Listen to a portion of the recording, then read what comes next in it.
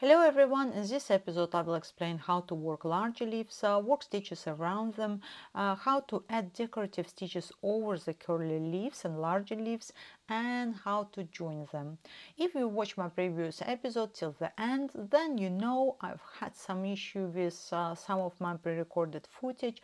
I've managed to restore some of it, but unfortunately not all of it, and I'm really hoping it will not affect the next part of the work.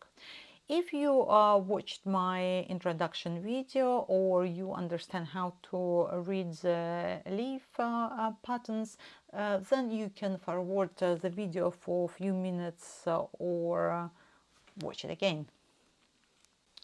To work on both leaves, you will have to work only half double crochet US or half treble crochet UK turn stitches and make increases or decreases where specified on the diagram. The dashes indicate space between two leaves. You will have to chain one and skip one. Those gaps will create space to add decorative line afterwards. If you don't want to count stitches, you can work this whole piece without gaps and draw the line with a fabric marker afterwards and add decorative stitches over the marked line. The best way is to follow this pattern using the highlighter and mark each next row. The uncountable row numbers are on the left side and the countable row numbers on the right side. In this diagram, the countable row indicates the face side of the fabric. For example, row 1 work 11 stitches, row 2 has 11 stitches as well, and row 3 has an increase indication. Make an increase into second last stitch. Row 4 make an increase into the second last stitch as well. All increases on the side are made into the second or second last stitches. And if you look at row 26, the increase is placed somewhere in the middle. That means you have to make an increase either into 5th or 6th stitch. And if you look at row 29, there are 4 increases. And because you are working this row from the wrong side, you will have to make an increase into the last 5th, 4th, 3rd and 2nd last stitches on the row. All decreases are made into second, third stitches at the beginning or the end of the row. These two stitches are converted into one and therefore count as one stitch. This part of the leaf is darker, which means you work this part after completing first part. After completing a large leaves, work stitches around them in petrol color. Work half double US or half treble UK around the edges and avoid unmarked places. Work approximately one stitch per row and adjust stitches on the go. For example, make increases where you're working over the prominent curve lines, like this, for example. If you look here, I have 2 stitches per this row, 2 and maybe 1.5. And if you look 1, 2, 2 rows and 3 stitches, you increase a few stitches around the curves. And if you look here, I have 3 stitches and 1 loop. You can also divide 2 in 2, it's up to you. And make few decreases inside the band curve line. The best is if you feel the natural rhythm of the stitches and don't change the shape of the leaves. Work, for example, 1, 2 and 3. Yeah, you convert 3 stitches into 1 or 2 stitches into 1. You have to feel your work. Just feel the flow of your work. Don't force stitches. It could be one more or one less. It does not matter really much. In the second round, you will have to work stitches around the post. Work front raised single crochet US or front raised double crochet UK. and work stitches from the wrong side of the fabric. Because if you look here, this is your half double, this is half double US or half treble UK, and when you work stitches around the post, the single US or front race single US or front race double UK will be our connecting, we create our connecting stitches, and you would like to keep this beautiful chain effect over the top.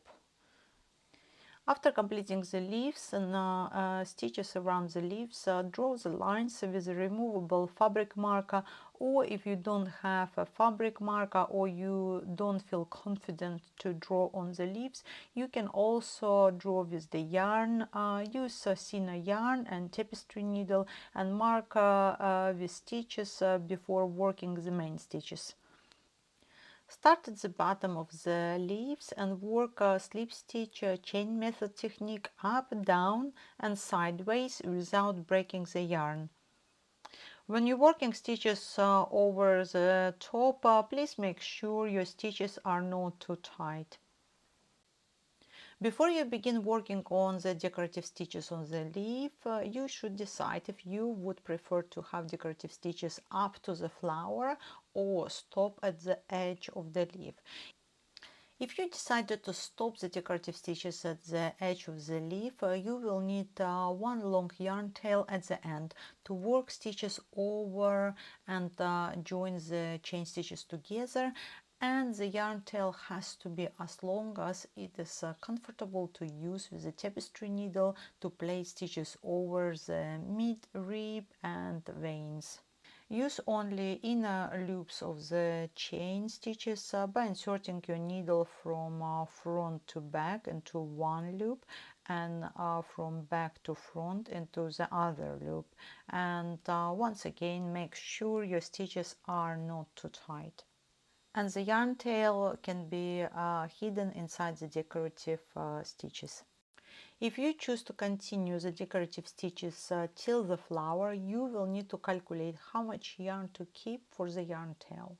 The length of the yarn tail will depend on the leaf and on your drawing.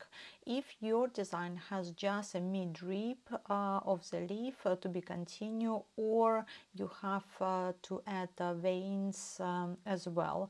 And the second tail has to be similar to example 1. The tail has to be as long as it is comfortable to use with the tapestry needle to place stitches over the mid-rib and veins. I assume you work on decorative stitches before connecting leaves with other motifs. It will also be much easier to work on them before linking them with other parts of the work. The easiest way to calculate how much yarn you need to keep before cutting the yarn is to crochet a chain. As I've mentioned before, the length will be determined by the design of your leaf.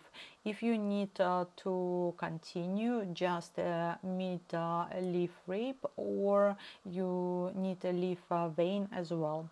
Work an approximate amount of chain stitches and measure over approximate. For example, for the leaf rib and for the leaf vein, double the chains plus yarn tail at the end, which is long enough to use with the tapestry needle to work decorative stitches over the leaves. Yarn tail finished somewhere here. Next, divide the new yarn thread by 2, and both sides have the amount you can easily work with. Start this work somewhere in the middle and use one tail for the upper part and one for the lower part. When you work stitches over the curly leaves, you will start at the mid first, and you will work the stitches. If you look here, you have gaps just between them. It's where you have 2 stitches on both sides. And when you work stitches over the curves, work them over the ridge line that was formed with the front loops. After finishing this part, transfer the yarn to the back and use a tapestry needle to transfer the yarn to the right place and work chain stitches around the other curve, and repeat the process before you complete decorative lines over the curve leaf. After all the leaves are completed, join them with the flowers by using a tapestry needle and work stitches around the stitches. Before you join the pieces, make sure you lay them on a flat surface. I specified on the drawing where to place the leaves and other motifs. It may also be a good idea to make sure to make some adjustments before joining some of the pieces. When you are joining the motifs, the process for the most of the seams is the same, but with some exceptions. For most motifs, apply stitches in a continuous spiral way by inserting a needle from the top down into a stitch or post into one side of the motif and from the bottom up into the second part of the motif. For some pieces it will be obvious where to place them, and for some may require some adjustments. I've specified on the drawing and diagram where to position motifs. You can also find them in the PDF file. The best way is to pin the motifs with the needles at first and make adjustments where required before you join them with the yarn thread. When you join curly leaves, make sure you don't use any of the top stitches in petrol color.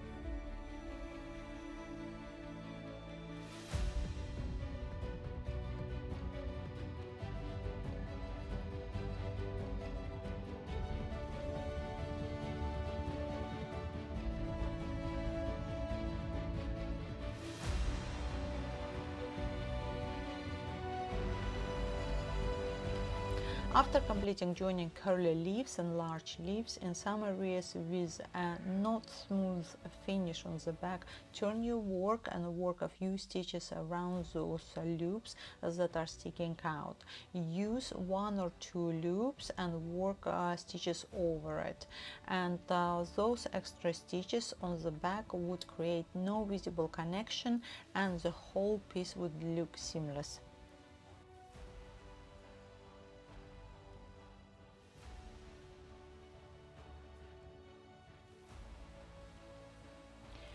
To close the big gaps, work free-form crochet using chain stitches and slip stitches. In some places it will be easier to catch the loop and connect to the motif than others.